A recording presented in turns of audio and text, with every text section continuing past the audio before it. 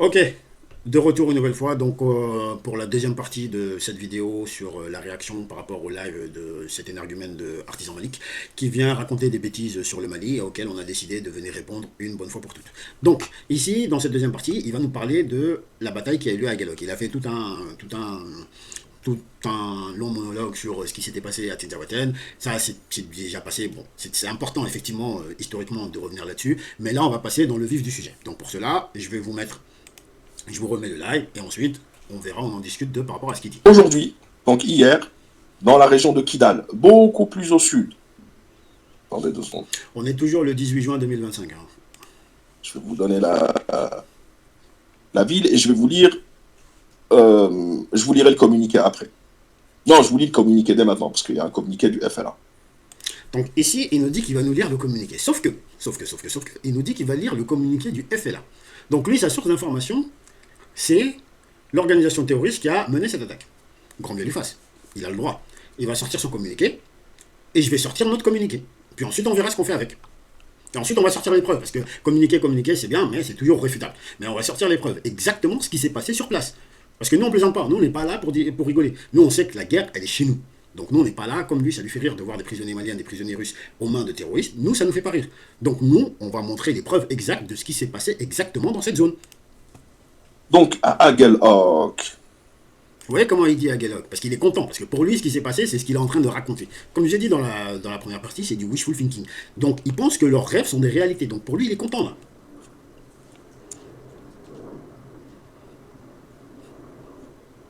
voilà. Là, on l'a vu, elle était tout au nord du Mali. Donc là, il montre à Galloc sur la carte, sur le Google Maps. Voilà, dans la région de Kidal. Donc, à près de 200 km plus bas. Une colonne de 200 l'Africa km. Corps, Bon, s'il veut. qui est venue pour remplacer Wagner, a décidé de se diriger de la ville de Kidal au sud. En réalité, c'est une ville en branchement, si vous voyez là, le croisement ici, là. Ils montaient vers le nord pour aller à Aguelhok. Et voilà le communiqué du FLA, donc du Front de libération de l'Azawad. Ensuite, on ira voir les preuves, parce qu'il y a des images, bien sûr, et c'est une catastrophe pour l'Africa Corp, qui vient à peine d'annoncer qu'elle continuait le travail, et vous allez voir tout ce qu'ils leur ont pris, c'est une catastrophe. Et pourtant, on avait prévenu. Donc, communiqué numéro 12 du FLA 2025. Communiqué sur l'attaque d'un convoi militaire FAMA, Africa Corp, à Aguelhok, région de Kidal.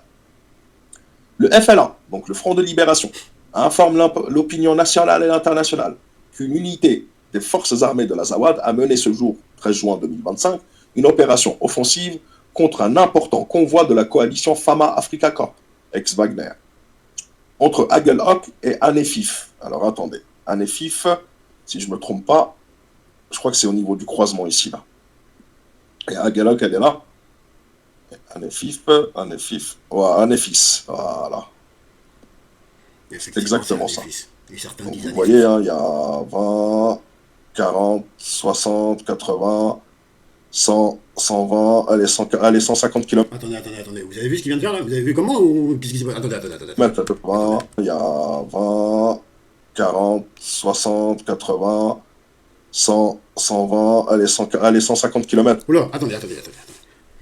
En fait, je perds mon temps. Le mec vient de calculer la distance entre Anefis et Aguelhok au doigt levé. Donc, ça, c'est 150 km. Il a fait 10, 20, 50, 30, 40, 100. Bon, on va vérifier quand même. On va vérifier. Normalement, si je me trompe pas, entre Anefis et Aguelhok, c'est 230 km. Mais, on va vérifier. Distance, Anefis, Aguelhok. Et c'est 210 km. Donc, ici, vous voyez comme moi. Non, on va le rabaisser comme ça. Voilà. Distance entre Anefis et Aguelhok, 210 km. Et pas les 150 km qu'il a calculé comme ça au doigt levé. Ça existe. Oh, oh, pitié, aidez-moi. Oh là là là là, mais qu'est-ce que je fais? Il faut pas discuter avec ça, c'est pas la peine. Bon, bref. Continuons. C'est à peu près entre les deux. Bref, Donc, je répète. il s'est dit, je vais calculer ça, je sais pas comment il fait, il dit, ça fait, allez, 20, 40, 50, 60, 70, mais c'est un baiser. Je vous jure, c'est un baiser. Sur une carte, on fait pas ça. Putain, si c'est comme ça qu'ils vont chercher leurs informations, mais tout s'explique. C'est pour ça qu'ils parlent du Maroc, du Qatar, des Émirats, des machins. Parce qu'ils font ça comme ça. Oh là là là. Bon, bref. Africa Corp entre Agelhok et Anefif. En provenance de Gao pour Agelhok, donc Gao c'est beaucoup plus au sud.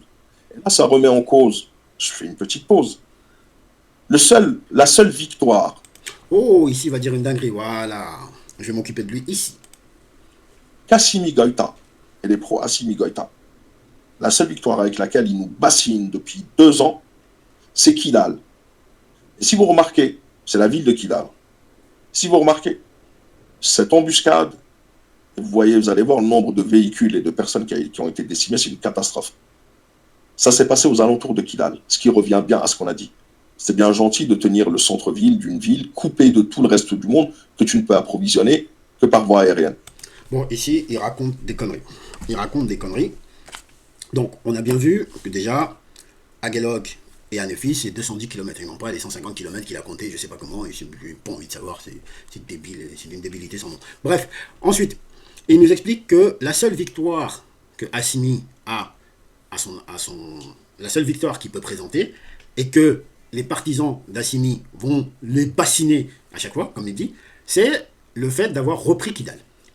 Et que c'est la seule victoire. C'est que c'est bien beau de contrôler le centre-ville d'une ville qui est coupée de tout et que tu peux approvisionner uniquement par voie aérienne. Déjà, ça, c'est faux. Mais on va prendre du début. Kidal, c'est pas du tout la seule victoire d'Assimi Goïta. C'est parce que tu ne sais pas ce qui se passe au Mali. C'est normal, tu n'es pas malien. Donc, tu peux brailler autant que tu veux. Tu n'es pas malien. Ça ne te concerne pas et ça ne te concernera pas. Et vous allez mordre la poussière là-bas. Je vais vous expliquer. Comme je suis gentil, je vais vous expliquer. Les différentes victoires d'Assimi Goïta depuis 2023, ou on peut dire même depuis son arrivée en vrai. Il y a Kidal, effectivement. Il a repris Kidal. Tessalit, il a repris Tessalit.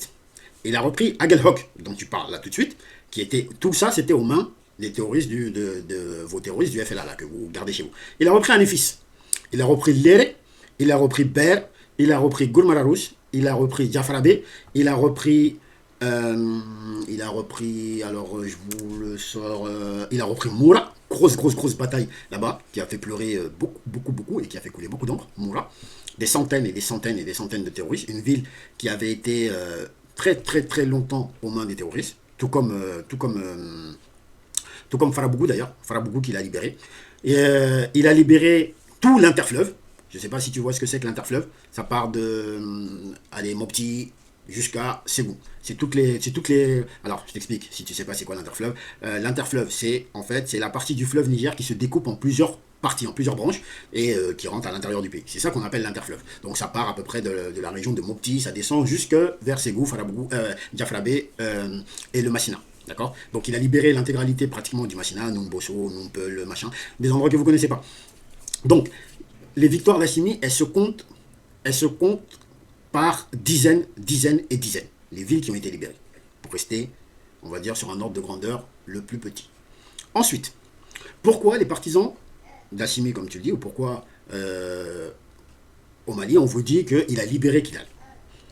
Parce que Kidal, en fait, vous ignorez cela et vous ne vous rendez pas compte. Ça, c'est votre arrogance qui vous empêche et votre haine qui vous empêche de vous rendre compte de ça. Mais Kidal, pendant, 13 ans, on va dire, 12 ans, a été une humiliation profonde pour la population malienne.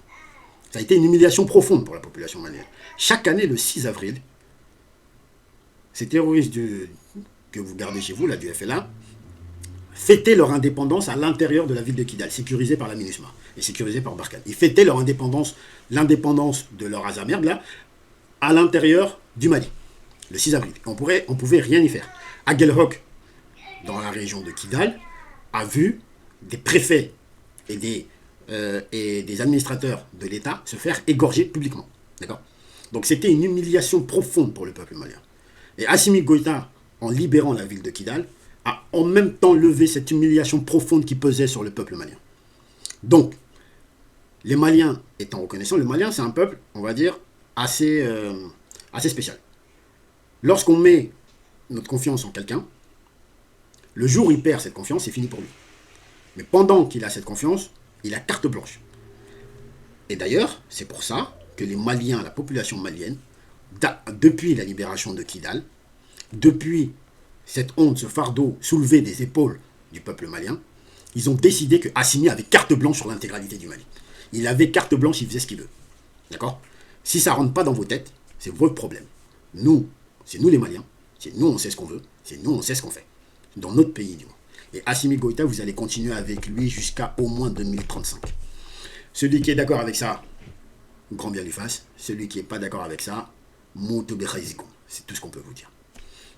Donc, ça c'était petit aparté sur les victoires d'Assimi Goïta et pourquoi tout le monde parle de la libération de Kidal. C'est à savoir que cette libération de Kidal, elle a eu lieu parce que l'État malien a demandé le départ de la MINUSMA. Donc il y a une résolution des Nations Unies qui a demandé à la MINUSMA de quitter les emprises qu'elle avait au Mali et de le rétrocéder à l'État malien. Ce que la MINUSMA, fort de sa trahison, n'a pas fait correctement, parce que ces terroristes du FLA, à l'époque CSP, voulaient eux récupérer ces emprises, soi-disant qu'à l'époque où la MINUSMA était arrivée, c'est eux qui étaient présents dans la zone. On est bien d'accord? Donc, la libération de Kidal, c'est quelque chose, je ne dirais pas important pour les Maliens, mais capital. Et c'est pour cela qu'à chaque fois que vous allez demander à des partisans d'Assimi Goïta, ils vont vous dire, il a libéré Kidal. Parce que Kidal, c'est le verrou le plus important dans la région. C'est le verrou le plus important. Pas stratégiquement, enfin pas opérationnellement, mais on va dire stratégiquement, c'est le verrou le plus important dans la zone. Au-delà de, même si en vrai, il est vrai que Tessalit a une connotation militaire opérationnelle beaucoup plus importante. Mais on n'est pas là-dedans. Ça ne durera pas. Ça ne durera pas. Donc là, c'est des menaces. Donc, monsieur Artisan Malik nous menace en nous disant que le fait qu'on maîtrise Kidal, ça ne durera pas. Et d'ailleurs, il disait quoi? Il disait que c'est une ville qui peut seulement être ravitaillée par voie aérienne. Est-ce qu'il sait le nombre d'habitants que compte Kidal? Moi, j'aimerais bien savoir ça. Est-ce qu'il sait le nombre d'habitants que compte Kidal? C'est une ville d'à peu près, on va dire, 55 000 habitants.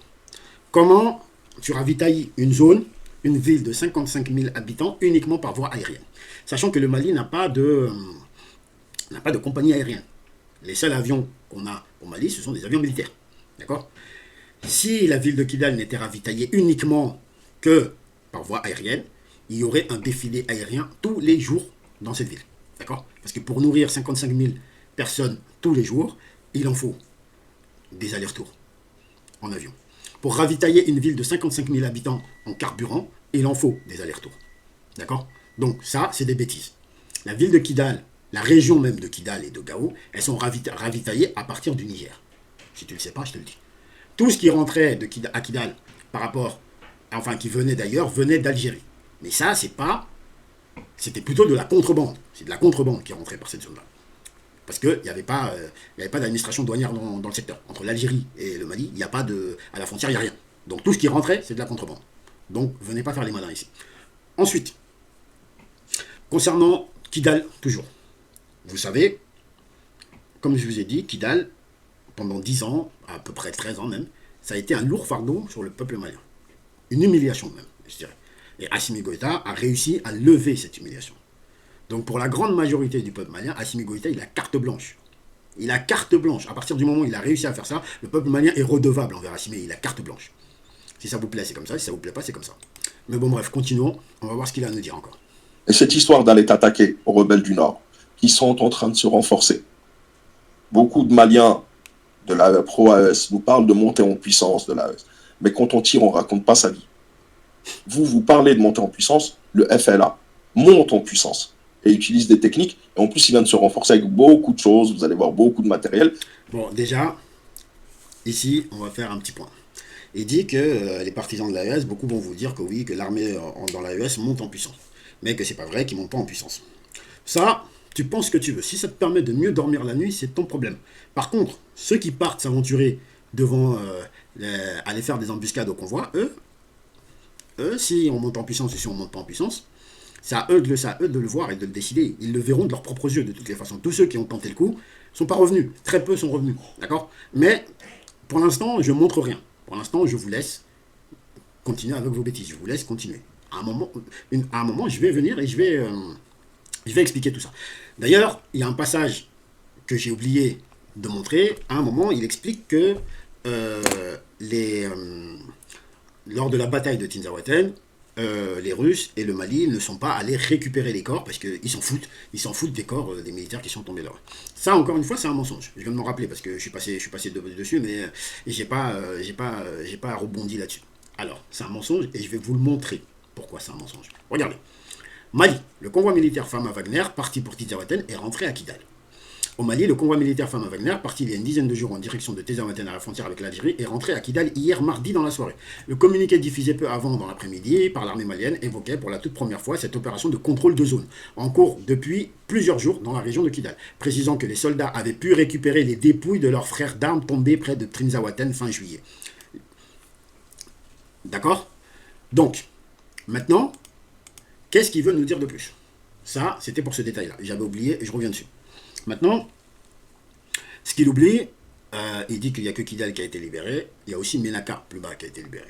Et toute la zone dont je vous ai parlé ici. En vrai, c'est toutes les régions, toutes les grandes régions, toutes les capitales régionales du Mali qui étaient sous emprise de ces différents groupes terroristes ont été libérés.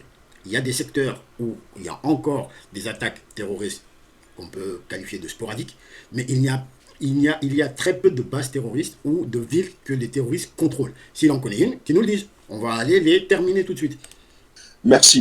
Ensuite, il parle de la montée de l'AES en puissance. En fait, encore une fois, c'est rien d'autre que de la haine. C'est une haine qui est viscérale qu'ils ont, parce qu'ils sont en train de se rendre compte, de la vitesse à laquelle l'AES est en train de s'armer. Qui est quelque chose qui s'est très peu fait dans les décennies précédentes. Tous ceux qui se sont armés ont eu le temps. L'AES n'a pas le temps. Et l'AES est en train de s'armer comme pas permis. D'accord? Et ça, ils le voient. Et ils ont le seum, mais ils peuvent rien y faire. Ils ont le seum, comme pas possible. C'est pour ça qu'il vous dit, en plus il va dire, ils vous disent oui, pourquoi vous ne mettez pas tout cet argent pour développer le nord du Mali?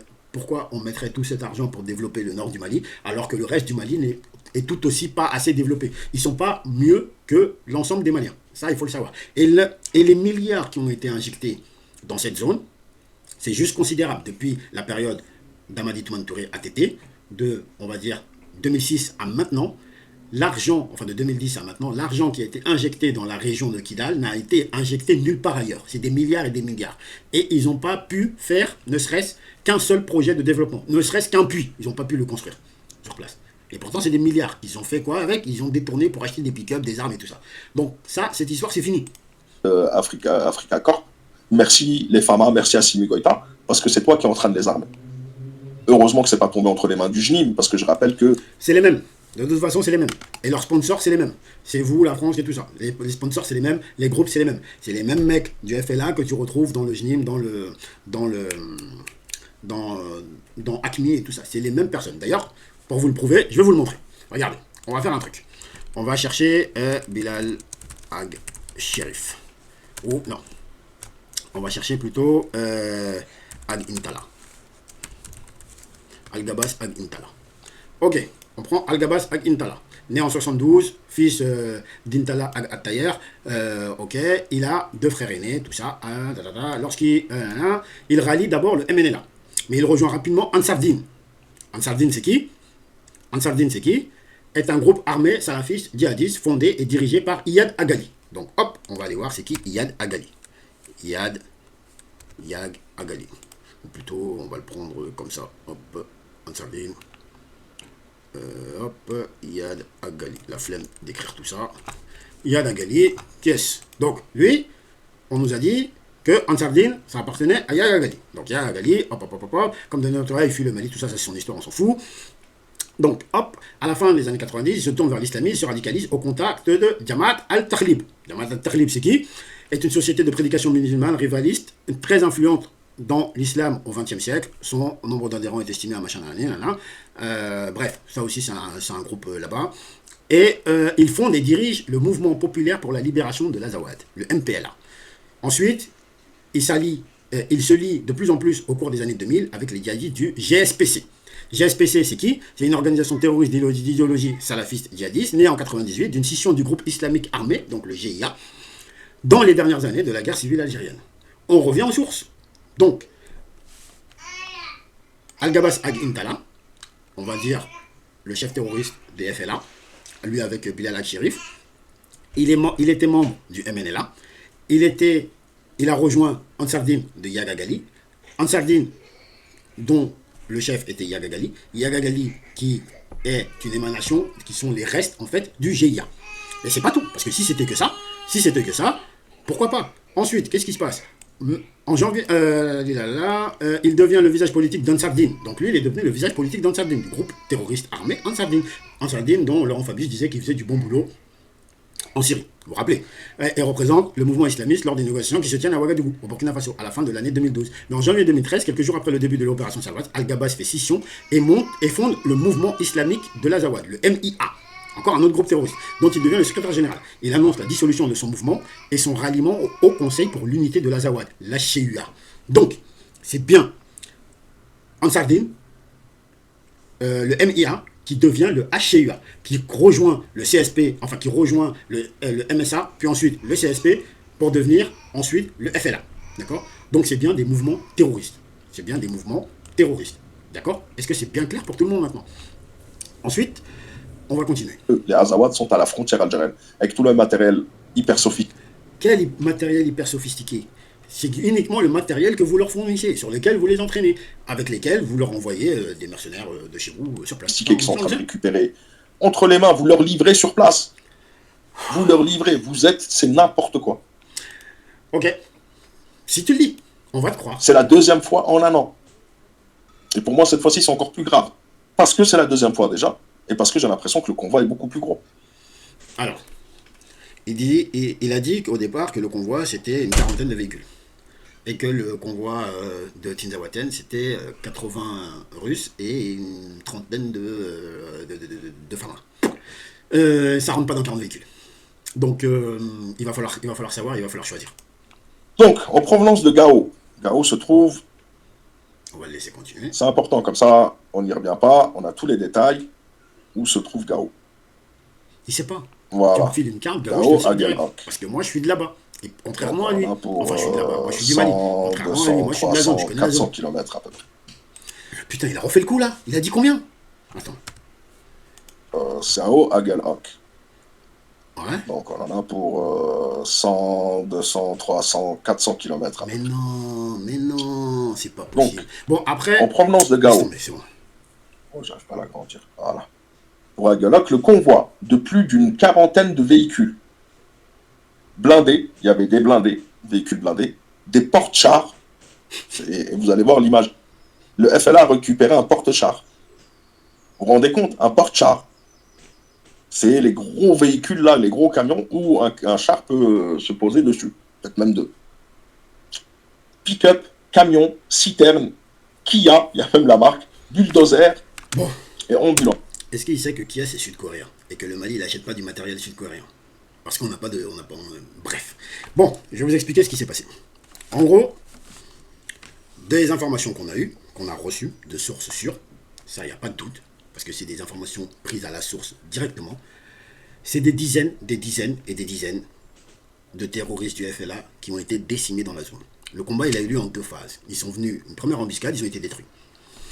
Ensuite, ils ont relancé, ils ont remis le coup à la suite du convoi, toujours. Ils ont remis le couvert et ils sont aussi fait détruire. Par contre, en fait, c'est des dizaines, voire des centaines. De ce que j'ai vu, c'est aux alentours de 200 à 300. Mais on va dire des dizaines, pour rester dans le communiqué défendant. Mais sinon, de sources sûres, ce qu'on a reçu, c'est ça. Ensuite, ils disent qu'ils ont détruit du matériel militaire. D'abord, je vais vous montrer le communiqué de l'État malien. Les forces armées maliennes ont une fois de plus démontré la détermination face à la menace terroriste. Le 12 juin 2025, dans le cadre d'une mission d'escorte logistique entre les localités d'Anefis et d'Aguelhok, les FAMA ont lancé une opération offensive contre un groupe armé terroriste retranché dans le village d'Anomalan. Il s'est passé où ça? D'accord. Donc lui il dit qu'ils sont près de Kidal. Non, ils sont dans le village d'Anomalan, aux alentours du village d'Anomalan. Situé à une quarantaine de kilomètres au nord d'Aguelhok, dirigé par le capitaine déserteur Issouf Ag Bouchara, d'accord, figure connue pour ses actions subversives, la cellule terroriste a essuyé une lourde défaite. L'assaut mené avec efficacité a permis la neutralisation de 10 combattants ennemis. À l'aube du 13 juin, à peine quelques heures après cet affrontement, le même convoi logistique a été pris pour cible dans la même zone. L'embuscade n'a toutefois pas surpris les FAMA. Une riposte fulgurante appuyée par des vecteurs aériens a permis de détruire plusieurs véhicules ennemis et de neutraliser leurs occupants, infligeant ainsi une seconde défaite à l'ennemi en moins de 24 heures. À cette heure, la situation est entièrement sous contrôle. Le convoi poursuit sa progression vers Agalok, renforcé par la réussite tactique de l'opération. Ok? Ça, c'est le communiqué des FAMA. L'ORTM aussi a communiqué là-dessus, ils ont montré les images, tout ça, tout ça. Mais c'est pas ça qui importe. Qu'est-ce qui s'est passé? Ils ont montré effectivement des véhicules qu'ils ont brûlés, qu'ils n'ont pas récupérés, qu'ils ont brûlés. Il faut savoir deux choses. Ces groupes terroristes du FLA, ils ont des blindés. Blindés qu'ils ont récupérés, soit quand la munition est partie, elle leur a filé des blindés qu'on a beaucoup détruits, je ne pense pas que ce soit cela. Blindés que très probablement vous leur fournissez aussi. Et aussi blindés que aussi ils ont réussi à récupérer sans doute lors de certaines attaques qu'ils ont réussi sur des emprises militaires de l'armée ou lors de batailles avec l'armée et les femmes. Ça peut exister aussi. Non, on n'est pas là pour nous mitonner, on dit la vérité. Ça peut exister. Donc ça, c'est une première chose. Ils peuvent avoir des blindés. Ça, c'est une première chose. De deux, des informations qu'on a eues, de sources sûres, mais de sources sur place, très sûres. C'est que suite à ce combat-là, c'est des zones, on va dire, désertiques, de désert, où les conditions météorologiques peuvent changer du tout au tout d'un instant à un autre. Et à ce moment, à cet endroit-là, il y a eu une tempête de sable. D'ailleurs, tempête de sable qui a causé la perte d'un aéronef le lendemain aussi à Gao. Donc, il y a eu une tempête de sable et le convoi a dû partir en laissant certains équipements. Et c'est ces équipements-là qui sont revenus plus tard à pied, et ça c'est très important, ils sont revenus plus tard à pied, qu'ils ont ensuite détruits, auxquels ils ont mis le feu. Et la majorité des équipements, de toutes les images qui montrent, ils n'ont pas montré un corps. De toutes les images qui montrent, et c'est le même blindé qui est brûlé. Il y a un blindé qui est brûlé, et c'est le même dans toutes les images. Et ils les montrent en boucle, en coupant, mais à chaque fois c'est le même. Ensuite, ce qu'ils ont beaucoup, enfin les équipements qu'ils ont le plus brûlé, c'est des équipements de chantier. Pourquoi? Parce qu'en fait, ce convoi quittait Gao pour se rendre à Aguelhok, pour aller pour la base à Aguelhok, dans laquelle l'Africa Corps va devoir s'installer avec les FAMA. Et c'était du matériel militaire pour cette base. C'est pour ça qu'il y avait beaucoup de matériel de construction et de porte-engins, si vous voulez. Donc c'est ce matériel-là qui a été laissé sur place, et à certains moments on voit qu'ils ont des drones FPV. C'est des drones FPV, First Person View. C'est des drones FPV qu'ils utilisent en mode kamikaze pour aller s'exploser sur le matériel. Par contre, du Kia, j'ai pas vu. Et d'ailleurs, c'est étonnant parce que du Kia, c'est sud-coréen. Donc, c'est très étonnant. Après, il a la responsabilité de ce qu'il dit. Moi, ça, je m'en fous. Vous avez... Donc, voilà un petit peu ce qui s'est passé là-bas. Ensuite, pour vous montrer et vous prouver un peu tout ça, je vais vous montrer... Enfin, d'abord... Vous avez vu, il a lu le communiqué des terroristes. J'ai lu le communiqué des FAMA, officiel des FAMA. Ensuite, il va montrer ce qu'il a à montrer, et je vais montrer ce que j'ai à montrer. Et là, ça m'intrigue. Tu vois, on voit bulldozer, ambulance, camion, Kia, citerne. Si au lieu de dépenser de l'argent pour payer des mercenaires, vous aviez plutôt envoyé ces véhicules et ces équipements, ces infrastructures dans les régions du Nord, vous avez continué à développer les régions du Nord, il n'y aurait pas de guerre et vous pourriez mener vraiment une guerre contre le JNIM, au lieu de perdre votre temps entre Maliens. Mais... Écoute, ça va être très simple et expéditif. Nous, on a décidé, pendant des années, on a fait des accords. Pendant des années, on a financé cette zone. Pendant des années, ils ont pris les armes, on a négocié avec eux, on leur a donné de l'argent pour développer ces zones. Ils n'ont jamais rien développé sur place. D'accord ? Et d'ailleurs, comme tu disais que Kidal, c'est juste le centre-ville qui est contrôlé, mais que la ville est coupée de tout et de machin, va dire à tes Al-Gabas et à tes autres chefs terroristes que vous hébergez chez vous de venir. Ils ont laissé leur centre commercial de plus de 310 magasins sur place. C'est un investissement, ça. Voilà où partait l'argent que le Mali leur donnait, envoyait là-bas pour développer la zone. Voilà où il partait. Ils ont construit un centre commercial pour lui. Il a construit un centre commercial pour lui avec plus de 310 magasins à l'intérieur. Il est parti, il l'a laissé. Comme on ne contrôle pas la zone, dis-lui de venir. On va juste tester quelque chose, très rapidement. Mais ça va être efficace, t'inquiète pas. On va s'occuper de ce cas. Ensuite, le fait d'aller développer là-bas, je ne sais pas si tu es au courant, mais c'est tout le Mali qui n'est pas développé. On ne va pas s'occuper d'une zone parce que certaines personnes ont décidé de prendre les armes. C'est pas comme ça que ça fonctionne en État. On va se reconstruire, on va se développer, vous inquiétez pas, ça c'est quelque chose qui va arriver. Mais c'est pas parce que une bande de dégénérés ont pris les armes et se disent être un mouvement de je sais pas quoi, d'une zone qui culturellement, géographiquement, enfin culturellement, historiquement, n'existe pas dans la zone, vont venir nous imposer quoi que ce soit. On va les neutraliser tous. C'est aussi simple que ça. Assimi Goïta en a décidé autrement. Donc, je répète, blindés, porte-chars, pick-up, camion-citerne, Kia, bulldozer et ambulance a été visé toute la matinée. Cela Mais malgré une couverture aérienne ennemie. Donc eux, c'est des Iron Man. Il y a l'aviation qui arrive, qui bombarde, qui machin, mais c'est eux qui bombardent tout le monde, et c'est eux qui s'en sortent, c'est eux qui gagnent. Bon, ça devient long, donc on va arrêter ici. Mais avant d'arrêter, je vais juste vous montrer quelque chose. Enfin, je vais juste vous expliquer quelque chose. Dans leur communiqué, parce qu'il en fait, il n'a pas terminé le communiqué, bon, je vais le laisser finir juste le communiqué. Il y a eu les chars, il y a eu les fameux drones maliens, etc. Ça n'a pas empêché le FLA de décimer. Alors, ils ont eu quelques pertes, des missiles, et on va voir le chiffre, parce qu'ils donnent tous les chiffres dans le rang, mais ils ont décimé toute la colonne. Quasiment. Ils ont décimé toute la colonne. Mais c'est vraiment des fous. Donc, il y a eu les drones, mais ça ne fait rien. Les drones, c'est pas que ça que tu gagnes une guerre. Ah ouais, ça le bilan de l'opération est, de côté ennemi, plusieurs dizaines de morts dans des éléments d'ennemis. Plusieurs dizaines, c'est pas un chiffre. Déjà, c'est pas un nombre. En gros, c'est du vent. Mais des mercenaires d'Africa Corp et des blessés graves. Et pourtant, ils n'ont pas réussi à montrer ne serait-ce qu'un cadavre. Un seul, ils n'ont pas réussi. Qui ne vont sûrement pas survivre, parce qu'ils sont loin de tout, il n'y a pas d'hôpital. En parlant de ne pas survivre, est-ce que tu peux nous dire si le fils d'Al-Gabas, Al-Intala, a survécu à ses blessures? Parce que il a été grièvement blessé, et comme il a très probablement été envoyé dans un hôpital chez vous, peut-être à Bourgi-Bassi Mourtar, peut-être à Timiaouine ou à Tinzaouaten côté Alger, ou peut-être même à Tamaracet. Donc si tu peux nous dire s'il est encore vivant, ce serait intéressant. Oh, il n'y a pas où les soigner.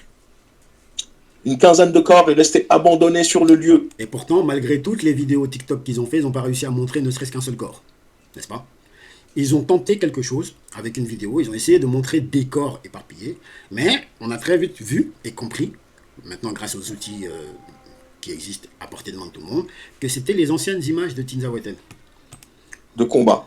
Quinzaine de corps, de l'Africa Corp. Oui, bien sûr. Et des FAMA. D'après ce que certains ont dit, le peu de véhicules qui a survécu, qui a réussi à fuir, s'est transformé en corbillard, dans le sens où... Moi, je pensais qu'on parlait de communiqué officiel, de trucs sourcés, mais d'après ce que certains ont dit, ça c'est des on-dit, et c'est des rumeurs. Nous, on ne discute pas de rumeurs. On veut des preuves. Des preuves, nous, on en a. Maintenant, on veut que vous montriez les vôtres. Ils ont emporté leur mort. Parce qu'ils savent qu'ils ne reviendront pas. Bah oui. Je vous rappelle qu'à Tinzaouaten, l'année dernière, le 25 juillet, il y avait combien, une centaine de corps qui sont restés sur place là-bas. Ouais. Au mois de décembre, Wagner et les FAMA ont tenté d'aller chercher les corps de leurs frères d'armes. Ils n'ont même pas réussi. Ils ont fait demi-tour. Et c'est pour ça que je t'ai montré tout à l'heure que c'était faux. Ah, voilà. C'est où qu'ils expliquent ça, précisant que les soldats avaient pu récupérer les dépouilles de leurs frères d'armes. Et d'ailleurs, si tu avais un minimum d'informations, tu saurais que les dépouilles, l'intégralité des dépouilles des soldats russes tombés sur place sont retournés en Russie et ils ont pu faire leur enterrement. Je ne sais pas si tu es informé, mais nous on l'est. D'accord? Donc cette fois-ci, ils ont fait en sorte de les emporter. Donc côté ennemi, plusieurs dizaines de morts. C'est pour ça d'ailleurs que dans une émission faite par Arte, dans laquelle il parlait de cette affaire de Tinzaouaten et de l'or malien, il parlait de plein de choses, et surtout, enfin c'était pas, ça c'est une autre émission, mais il parlait de la bataille de Tinzaouaten, et ils ont interrogé, je crois c'est Bilal Akshirif, si je ne me trompe pas, ils l'ont interrogé et ils l'ont demandé est-ce qu'il était en mesure de venir les accompagner dans la zone pour leur montrer où est-ce que ça s'est passé. Encore une fois, ces gens-là, on peut rentrer par là parce que très probablement ils rentrent par l'Algérie, sinon par le Mali, c'est impossible d'aller faire ça. Mais bon, bref, s'il pouvait aller les montrer, il a dit qu'il ne partirait pas là-bas. Il sait très bien que s'il met un pied au Mali, il est foutu. Il le sait, on le sait, vous le savez et ils le savent. Mais vous préférez faire les fanfarons sur les réseaux sociaux. Grand bien vous fasse. Si vous, ça vous permet de mieux dormir la nuit, tant mieux.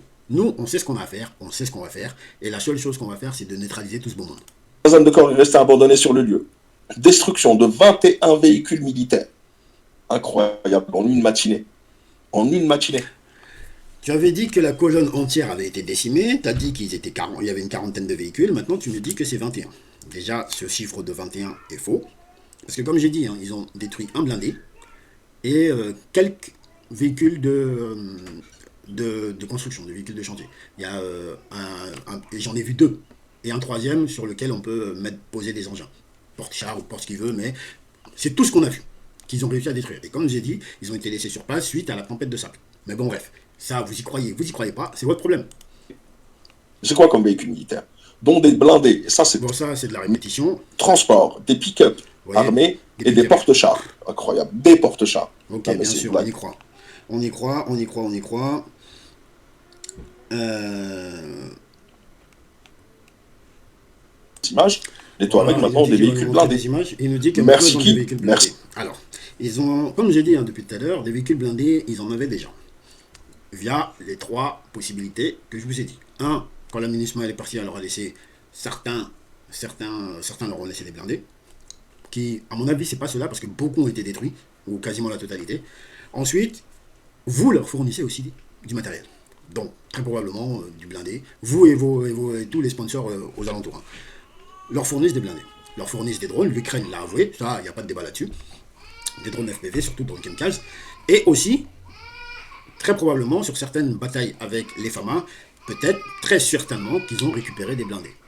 Ils ont récupéré des véhicules blindés avec lesquels ils opèrent. Donc, ça, c'est un secret pour personne. Merci à Simi Goïta. Des camions de transport, des pick-up armés et des porte-chars. Incroyable, des porte-chars. Non, Ben mais c'est oui, une des blague. porte-chars, comme si les gens se baladaient Saisie avec de des matériel de porte-chars. guerre, un blindé, un pick-up, 12 C'est camions pas ça qu'ils belges, viennent répéter encore là? une niveleuse, une pelle hydraulique, Oui, 2 citernes de oui, carburant, oui, des armes lourdes, oui. des armes individuelles, des drones. C'est-à-dire Et là, que c'est intéressant. En fait, il dit des drones, comme s'ils avaient récupéré des drones. Genre, le Mali, regardez, c'est très simple. Le Mali a très peu de drones FPV. Ils n'utilisent pas trop ça. Ils utilisent des Bayraktar, TP2, des Akensi et d'autres drones de surveillance et tout ça de marque russe. Maintenant, vous êtes en train de nous dire que ces différents pantins là, mercenaires à deux balles, ils ont récupéré des Bayraktar, c'est ça? Non, mais il faut nous expliquer, nous on comprend pas. Ils ont récupéré des Bayraktar qui sont pilotés à des centaines de kilomètres plus loin. Donc, au bout d'un moment, ça n'a pas de sens. En fait, ils veulent juste camoufler le fait qu'ils leur fournissent en drone. Donc, ils utilisent ce genre d'action pour dire que oui, on a récupéré du drone. Sauf qu'en fait, les drones qu'ils ont, c'est des drones FPV. La majorité des drones qu'on a récupérés, ils sont de fabrication ukrainienne. On le sait. Et point, en fait. Vous pouvez fanfaronner autant que vous voulez, mais tout ce que vous dites là, ça n'a pas réellement de sens. beaucoup d'AES nous bassinent avec le fait que l'Azawad aurait des drones, etc. Oui, des S'ils en drones avaient, FPV fournis par l'Ukraine, qui l'a dit elle-même, elle a avoué. Qu'est-ce que tu veux de plus? C'est le chef du renseignement, M. Boudanov, qui est venu, qui a avoué en disant que oui, ils ont aidé les terroristes du FLA, à l'époque du CSP, en renseignement, et en logistique, et en matériel, notamment des drones kamikazes, drones FPV si tu veux. Même si je pense que tu dois pas savoir ce que c'est. Mais bon, c'est pas grave. pas avant, maintenant ils en ont. Vous avez laissé des drones sur place. Oui, bien sûr. On se promène avec des drones, ils sont dans nos poches, et quand on court, on balance tout ça derrière nous, bien sûr, bien sûr. Ces gens-là pensent vraiment qu'on est dans les jeux vidéo ici, c'est pas Fortnite, c'est ni Counter-Strike, ni Call of Duty. C'est la vraie vie, vos bêtises que vous racontez, ça marche pas. C'est incroyable. Donc, individuel, des drones, des munitions, de l'équipement de communication et des documents militaires. Oui, bien sûr. Seulement, une dizaine de véhicules a pu s'échapper Oui. et est toujours pourchassé Vous savez qu'une dizaine de véhicules, ça peut aller jusqu'à 40. Hein. Mais bon, bref, laissez-les. par nos forces armées. Côté ami, donc du côté de l'Azawad, il déplore 3 martyrs et 7 blessés. Hop, hop, hop, hop, hop, hop, hop. 3 martyrs, 7 blessés. Ah bon? Regarde, moi je vais te montrer, je vais t'expliquer un truc. Et je vais te donner le nom exact, uniquement des chefs terroristes qui y sont restés. On a, vous comptez après moi, Hassan Habala, ça fait 1. Issoufou Bougara, ça fait 2. Bay Ag Bakanana, ça fait 3. Lemia Agshagid, ça fait 4. Omar Agbia, ça fait 5. Le premier fils d'Al-Gabas Ag Intala, Zayd Ag Al-Gabas, a été grièvement blessé et a été envoyé vers un hôpital dans la zone en Algérie. On est à combien? On est à 6 ou 7 ou un truc comme ça. Le beau-fils d'Al-Gabas Ag Intala a été tué dans la zone. Et maintenant, je vais vous montrer les images de tout ça. Parce que nous, on ne parle pas sans rien dire. On ne parle pas sans rien dire. Donc comme j'ai dit, je vais vous montrer les images. Et comme j'ai dit, nous, on ne parle pas dans le vent. On ne parle pas pour rien dire. Donc, les images exactes de ce qui s'est passé, et je vais vous demander de rester concentré. Parce qu'il faut bien regarder, en fait. Il faut bien regarder. Et il faut rester concentré.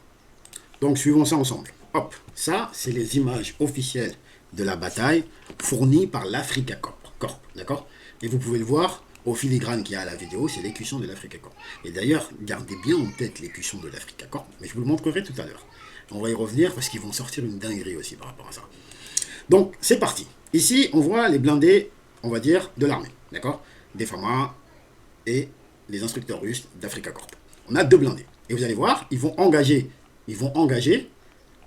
les terroristes. Pourquoi? Parce qu'en fait, c'est un combat qui a eu lieu à distance. En fait, ça n'a pas été du corps à corps comme habituellement, c'est un combat d'artillerie à distance.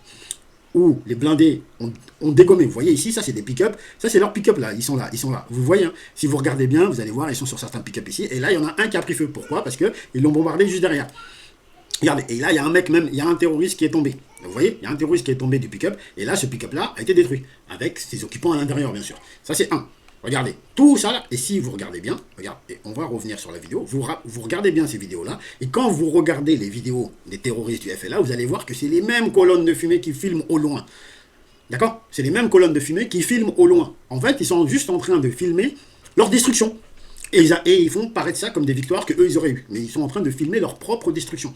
Donc, je vous laisse avec la suite. Regardez, ici, c'est bien les blindés Pharma Africa Corp qui est en train de les décimer. Vous voyez ici, on les voit encore. Ici, il y a des roquettes qui sont lancées. Donc, on les voit. Ici, celui-là, il va être dégommé aussi. Donc, ils ont tous été neutralisés. Vous voyez, celui-là, pareil, dégommé. Ici, il y en a un deuxième. Là-bas, il y en a plusieurs. Et là, ils sont en train de fuir. Qui c'est qui fuit ici? Qui c'est qui fuit ici? Est-ce les terroristes du FLA ou c'est quelqu'un d'autre? Donc, en fait, ces guignols ont juste filmé au loin leur propre destruction et sont venus montrer ça comme leur victoire. Et ils disent, oui, il y a quelques personnes qui ont été tuées, 3 personnes. Là, je vous en ai cité au moins presque 8, 9, 10. D'accord? Et ici, on voit très bien que ce sont leurs véhicules, c'est eux qui ont ce genre de pick-up comme ça, et qui se font dégommer. D'accord? Donc, on ne va pas aller plus loin. Regardez, ici, il y en a encore un autre qui fuit. Voilà, c'est ce qu'ils savent faire, hein, fuir. C'est ce qu'ils savent faire. Donc, on va arrêter celui-là, ici, et on va arrêter aussi cette partie-là, ici. Donc maintenant, j'ai montré le communiqué qui répond à leur communiqué à la con. J'ai montré les images de la bataille exacte fournie par l'Africa Corp. Donc, est-ce que vous avez vu qu'ils ont récupéré quelque chose ici? Est-ce que vous avez vu qu'ils ont, ne serait-ce, eu l'opportunité de faire quoi que ce soit? La réponse est évidemment non. Mais bon, celui qui veut croire ce qu'il veut, il croit ce qu'il veut. Si ça vous permet de mieux dormir, comme je l'ai dit, tant mieux, grand bien vous fasse. Donc, je vais m'arrêter ici pour cette vidéo. Elle a déjà duré beaucoup trop longtemps. On est déjà sur une quarantaine de minutes. On passe à la 3e partie. Je vais essayer de faire plus rapide cette fois-ci. Et ensuite, je pense qu'on va s'arrêter là parce que le reste, c'est plus intéressant en fait. Tout ce qu'il dit, c'est des conneries.